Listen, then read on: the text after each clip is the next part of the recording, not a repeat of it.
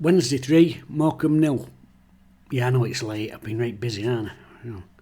Had a day off. You think you're going to lig about on your day off, don't you? Are you planning on doing out on your day off? Absolutely not. We don't work out like that, does it? So I've been right busy, and then I thought, is it worth doing one? It's going to be like 2 days later by the time this comes out. And I thought, no, a little bit sort of OCD sinking in a bit. I'm like, no, I've got to do one. So anyway, without further ado, and belatedly, here is my review, Morecambe against Wednesday. I ended up watching the game delayed. I watched it about 2 hours after it had played out. Now usually I do likely lads thing, trying to avoid scored, and my phone kept pinging and folks were going, oh, we've gone to a back four, and BBC says we're playing two in midfield, and I thought, what's going on here? Anyway, so when I did sit down and watch the game, I was quite surprised that to me all seemed to be a load of nonsense. Now the B-badders down as playing this 4-2-2-2 a formation I don't think anyone's seen since John Barnes got sacked at Celtic. So they got us with a back four of Palmer, Heckway, McGuinness and James, and then Byers and Bannon in midfield, and then Might and Windass attacking midfield, and two up front. And I thought, bleeding hell, Darren Moores must have lost his marbles. So then I sits down to watch the game, and iPlayer saying, no, it's definitely a 4-4-2. So they were saying 4-4-2 with a back four of Palmer, Heckway, McGuinness and James. A normal four in midfield, rarely seen these days, with Mighton on the left and Windass on the right, and obviously the front pair, Smith and Gregory. So I sat down to watch match, and I thought, well, I wonder which it is. Maybe it's a little bit of both. And I watched game, and I didn't think it were either of them things. To me, it was a 3-5-2. That's how we played. 3-5-2, that's what it looked like to me. The only change I would say that I saw was a subtle change of shape in that central pocket. Not over recent weeks, the midfield three has been Byers, Backinson and Bannon. With Backinson just sat that little bit deeper, sort of playing a defensive role in front of back three, just trying to split things up, and obviously Bannon's been a lot more advanced this season. The only change I really saw yesterday was releasing that anchor man, which you don't need away from home against a team that's not won a game all season. And Windass went in to make that extra man in the centre of midfield, but in a much more advanced role. I just saw it as Windass in the number 10 role, and Bannon and Byers being a little bit deeper in what I'd call old-fashioned central midfield. So where's confusion come from?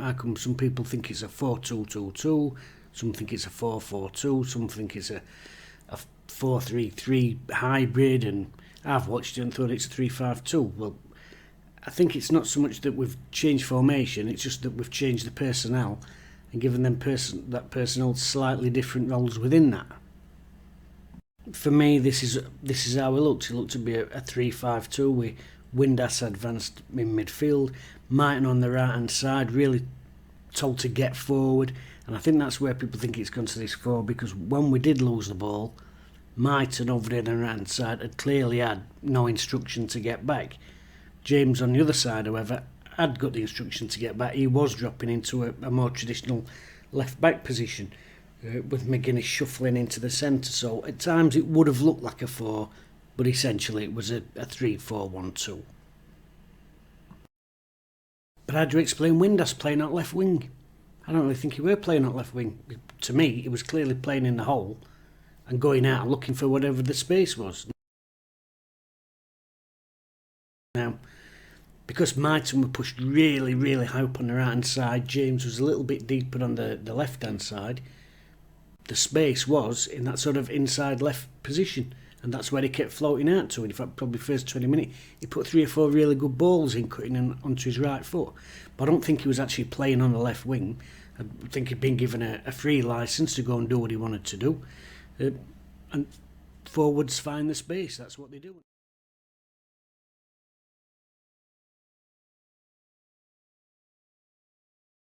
Alright, fair enough, but I just wanted to show why I think people think we were playing a 4 when I thought we were playing a 3. And when we lost the ball, I think we probably were meant to be playing a 4. But here's the thing, Wednesday played that well, We didn't really have to do any defending. They probably had 2 half-decent chances first half. But most of the time, we had the ball. And when you've got the ball, you can get your wide centre-halves right out there, Palmer right out there, McGuinness right out there. You make the playing surface as big as you possibly can to try and open up gaps from opposition for you to play your football in. And to that end, we did it fantastically. We really battered these from the first minute. Now, I know there's an argument. Morecambe, we should be going there and battering teams like that. But we also know it don't work like that. We went to Morecambe last year and battered them on paper. We battered them with possession and everything else. And we lost the game 1-0. Don't work like that. Great result. We flattened them 3-0. First half completely dominated it. Second half we completely dominated. Barry Bannon's played absolutely out of his skin. It was just like an orchestra conductor in there. Everything good came through him. Dominated the play and the rhythm of the play with his passing, opening things up. Byers as well in there, really just getting things going. Two-touch George, that's why he's got that nickname, because he keeps the tempo high, because he's in and out with the passing. Fantastic Wednesday performance. And as I said, I watched the game back probably an hour, 2 hours later, but my phone's pinging and I'm seeing various comments on Twitter and this and that over, and mates texting me like, it's not good enough. We're battering them, but we can't score a goal. But when I've watched the game back, I'm like, that's exactly the sort of performance I want to see. Okay, we didn't score till 70th minute, but they were sat right off. They were sat really deep. They got a 4-5-1. They were sat right off as we were having to play good football and we were having to move them around and try and find them spaces. And we did that brilliantly. Our movement were really good. Talked in the Barnsley game last week, our passing was poor. The tempo was poor. But one of the reasons your passing can be poor is when you haven't got any decent passing options. To have good passing options, you've got to have good movement around you. Our movement was absolutely fantastic against Morecambe. There were players all over the show. I've already talked about Windass. He's on the left, he's popping in the hole, he pops up on the right hand side.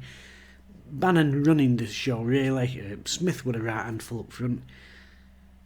And honestly, if it hadn't been for their keeper, it could have been 6 or 7 yesterday. It really could. In that first half, Hekwe has a fantastic chance. Shows real confidence, actually takes it down. Little half volley on bobble up, probably 20 yards wide, from 20 yards out, just wide at post. Windass has 2 or 3 efforts. Brilliant blocks by their defence. Like I said, they're almost defending their 18-yard line, and it's hard to break through that. It takes something a little bit cute, something a bit special. But great defending from them. They'd have gone in at half-time absolutely delighted, because Wednesday were all over him. And the lad in net, Ripley, fantastic game he's had. First half, 3 top class saves, but we were absolutely all over him. But again, like I said, because I'd not seen the game till later, at the time of the game, I'm ping. What's the point playing 4-4-2 with wings and not putting any crosses in? Well, I don't think we were playing 4-4-2, but we've done all that bit. Wednesday put 14 crosses in the first half. I don't know where that sort of thing's coming from. 14 crosses, that's more crosses than we've put in a 45-minute window of football for the last 10 years. We put loads of crosses in. Sometimes you've got to give a little bit credit. Their defender, they got one Gibson, he was quite good. It were bomb blast hero stuff in there from their back four. They're chucking him sends in front of everything. And the keeper making great saves, and sometimes it's like that. You've got to have that little bit of patience. And I thought Wednesday were brilliant. They showed patience, but they didn't slow the rhythm down. They showed patience, but they kept the tempo up, and that's the hard balance to do that. They kept at it, kept knocking on the door, and when we did get that first goal, they just crumbled and we really made it count.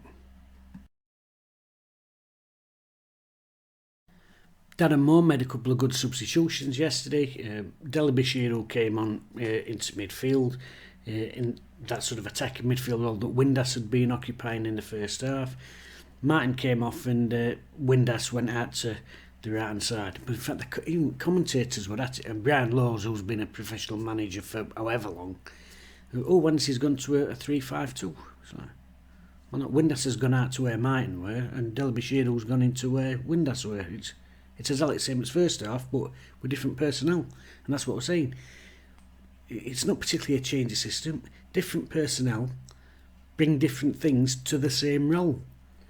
Marvin Johnson comes on the left-hand side, and I thought James had a good game. I thought he'd been busy, industrious. Thought he actually linked really well with Barry Bannon. He got a couple of decent shots away. He got one with his right foot, bit of a scuffer, but a really great left-footed shot in first half. Bit unlucky not to score.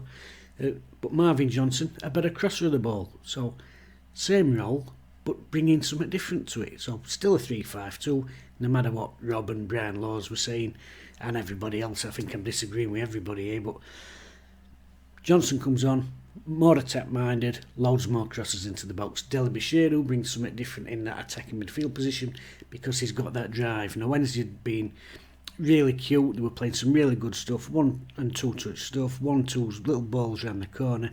Bannon absolutely involved in all of that.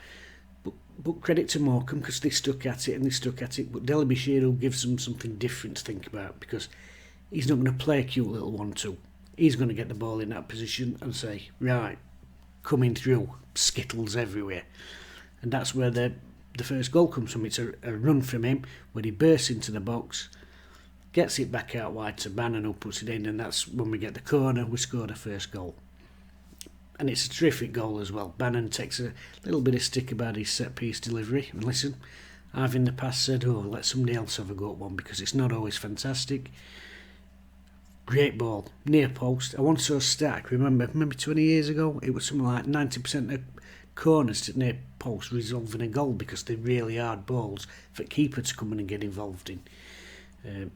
Windass is in front at keeper, makes a little break off, great glancing header, fantastic goal. And the second goal, George Byers, is absolute carbon copy. Again, little run towards the ball and that glancing head back across. The third goal really is just icing on the cake. Lovely little cross into the box. Smith heads it back down to Windass. He knocks it back into Smith, and Smith does something really smart. He's stepping towards the ball. The defender starts stepping with him, and then before he gets there, he just steps back on again. He lets the ball roll across front of the defender, just buys him a foot, 2 foot, but it's always enough in them tight areas, and he just turns in and puts it away. 3-0. Brilliant professional performance from Wednesday. But some people are just doomsayers, aren't they? Some people can't help themselves. So I thought, right, I've watched the game back now. I don't know what people were whinging about first half. No crosses, put 14 in, put loads of good delivery in. It's not good enough, we can't break them down. Well, completely dominate a team, you know, and they just sat on their 18-yard box. It's going to be hard to break them down, but we eventually met that breakthrough because we're patient and our movement's really good. Really pissed me off against Barnsley. We were so static. Against Morecambe, fantastic movement, so we break them down, crush them into 3. Could have been 6 or 7. The lad Ripley in that's an absolute blinder. The manager's got his substitutions right. So after I've watched the game back, I'm then going through, I'm reading various forums, I'm on Twitter and reading through it, and people are still trying to find negative. If looking tougher test against Ipswich, don't enjoy the moments. There's not many moments in football. You have to enjoy the small moments when they come. And alright, it's a 3-0 win at Morecambe. I'm enjoying it because it was really good attacking football. We got the result and we scored some goals. So I'm enjoying that. I'm not looking for negative. A different game against Ipswich Saturday. That's a real test. Well, I'm sure it will be, but you know, in a way, I don't think it's as hard a test as coming somewhere like this. Genuinely. Now, we might lose on Saturday, but I guarantee you one thing, Wednesday will be really, really up for it because it's a top table clash. It's these games that's always caused us bollocks last season. In fact, Morecambe, Accrington, Stanley, Gillingham, them teams, Fleetwood, whatever, all those teams, we dropped 19 odd points against those teams. It's defeats and throwing points away against the teams in the bottom half of the table, the bottom 5 or 6, that probably cost us automatic last season. So I am excited about beating Morecambe away 3-0. I do think it's a fantastic result. I really do, because they're the ones that have caused us bollocks. Ipswich, I'm not saying we'll win, but I will guarantee we'll be up for it, like we were last season when we played teams in top half. So take a breath, son. Fucking hell. Anyway, for me, great result. A lot of good performances. Heckway impresses me all the time. Had a wobble against Barnsley last week, but everybody did. Thought he's really solid, and I'm really starting to like the look of him a lot. McGuinness, I like. I know he's right-footed, but I do think he brings more balance to that left-hand side. Palmer, I thought, was good again. Byers kept things ticking. Windass popping up in little pockets of space. Smith was an handful. I thought Gregory were quiet, if I'm perfectly honest, by his standards and what we know he can do. But for me, man of the match, Barry Bannon. Absolutely superb yesterday. A maestro in midfield, everything good went through him. He just kept trying things, kept the tempo of play up. 3 or 4 good efforts on goal. Another day he'd probably had a double himself. So yeah, Bannon man of the match. Wednesday really good. Credit the manager. Kept him at it. Got him up for it after Barnsley. It's harder to motivate a team to play against Morecambe than it is to play against an Ipswich or whoever. And he got his substitution spot on. So from me, fantastic result, fantastic performance, goal scored and a clean sheet. Job's a good one.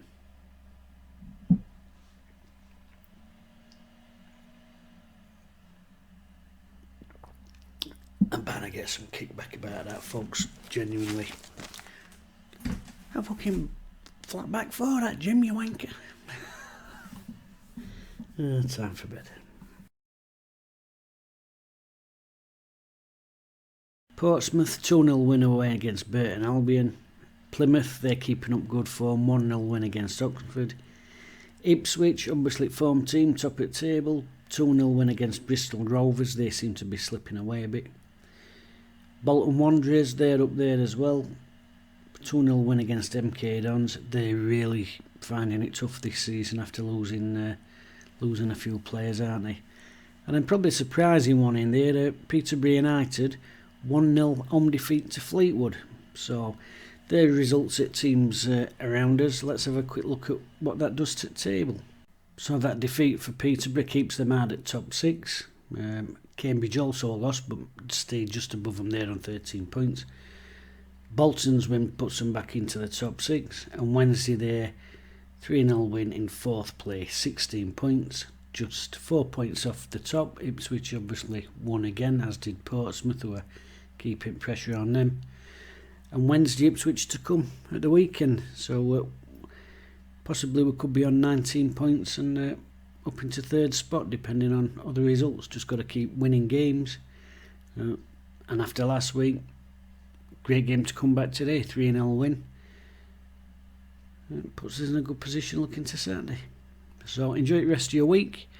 We'll look forward to Ipswich. Try and enjoy it, Gordon Bennett.